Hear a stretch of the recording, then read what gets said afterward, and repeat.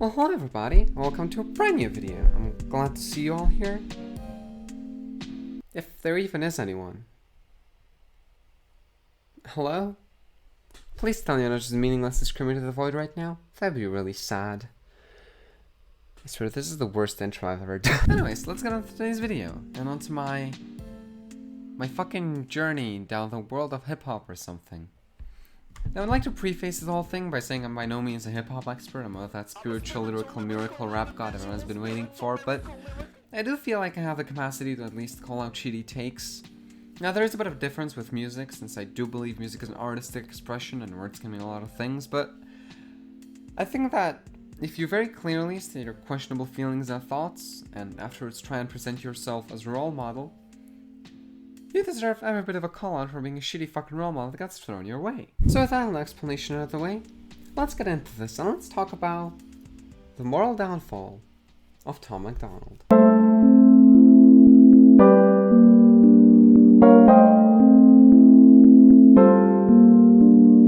Tom MacDonald, a 31-year-old Canadian rapper currently based in the US, has always been kind of an interesting figure for me. I actually used to be quite a big fan of the guy at some point, so much so I wound up ignoring some of the red flags in this fan-rapper relationship we had.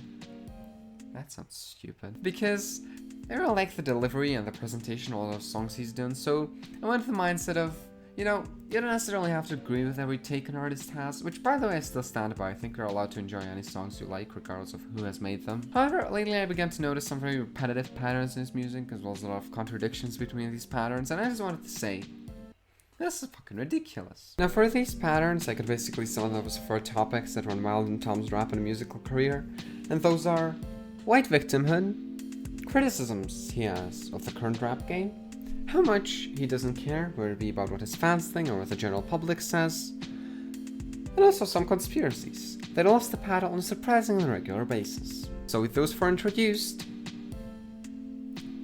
let's go, I don't know. Now I decided to start with the white victim shit, since it's essentially what first blew him up with his song White Boy.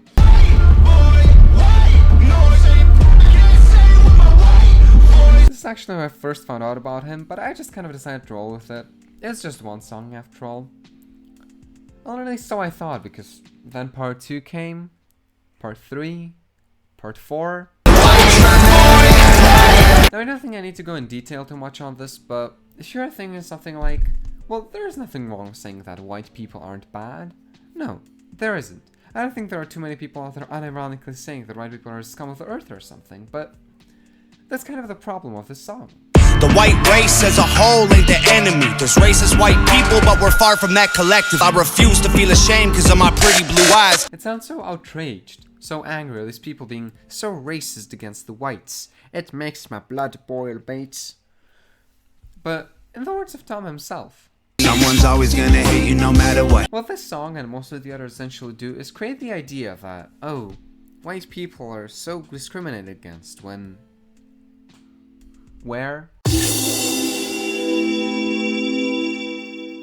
Now another thing Mr. MacDonald loves to do is criticizing the rap game throughout a lot of his music, from talking about promoting drugs and music can be harmful to talking about some kind of a cloning theory. The Illuminati knows the answers, taking bone samples to clone rappers. Now I do think that some of these songs are actually pretty solid. Songs like Dear Rappers or Hell of It actually do a pretty good job at getting some kind of a point across. I can't hear another fucking song about abusing medication that I had to take just to stay alive. But then there are songs like one of his most recent creations, Blame the Rappers featuring Dax, which I do actually believe to be one of his worst songs he's ever made.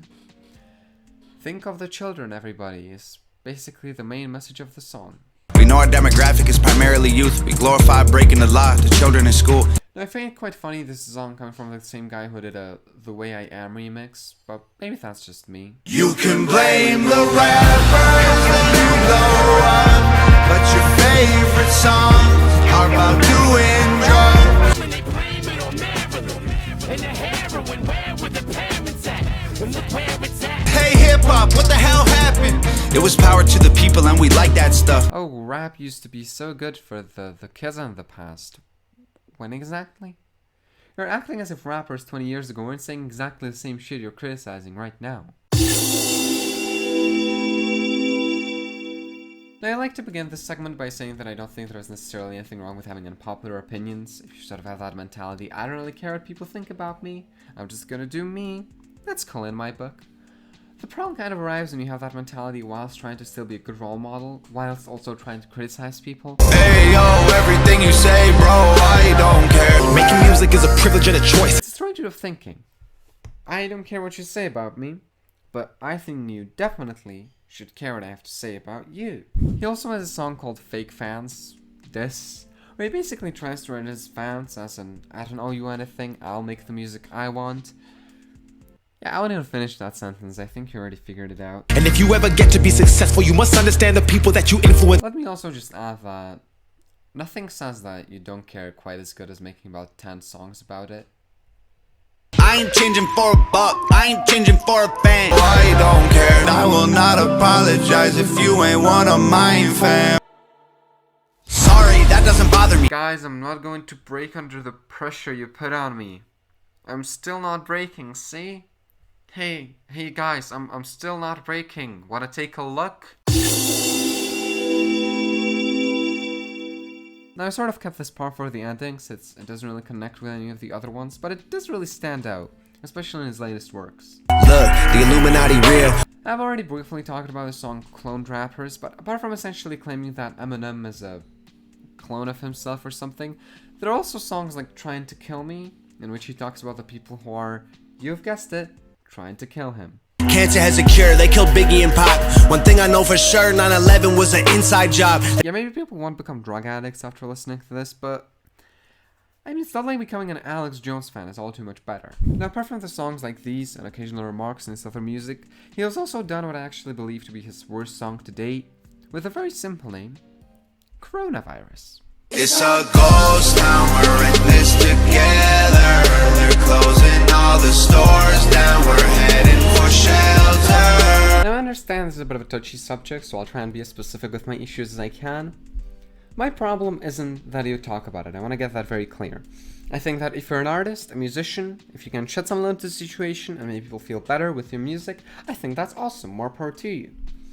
However, I wouldn't say that a way to do that and to calm people down is to make a huge, grand instrumental, over which you basically pour a bunch of lyrics talking about this is pretty much an apocalypse. Y'all making memes, think it's funny? Wait a week till the riots. Wait a month till the only way to eat is be violent. Tell us sanitize our hands, this will pass. It's a bug, stay inside, you'll be fine till we're trapped there for months. Now, is it possible this thing will drag on for months?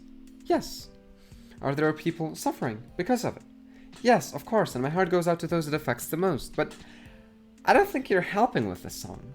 That's my main issue, because you said at the start of it that the biggest issue is people panicking and people essentially acting illogical. It's not the sickness that's scary, it's all the people who while in the... Now to that, I think that's a pretty valid opinion. However, I think what's also a pretty valid opinion is that you don't make people panic less by telling them all the worst case scenarios, including ones that don't even seem realistic. I guess it's time to pray to God, we can't rely on the science. Also, alright, let me just mention, I know it's a commonly made point by now, but let me just mention this is a guy worth 12 million who can make his music from home, so I have my doubts any of this even affects him, but yeah. So yeah, that's about it for my short rant, video essay, shitpost, whatever you want to call it, on Tom MacDonald. I don't really have any conclusions, so let's just leave it at that. I'm sure some of you may have noticed I tried to make this video a little bit shorter, a little bit briefer. Let me know what you think of that. I really like doing it this way. I think it's way more fun for me. I don't know if it's more fun for you as well, so let me know about that. That's about it. You can follow my social medias in the description. You can subscribe. You have free will. Isn't that just awesome? Goodbye, everyone. I hope you have a great day. I don't know. Stay inside. Peace out.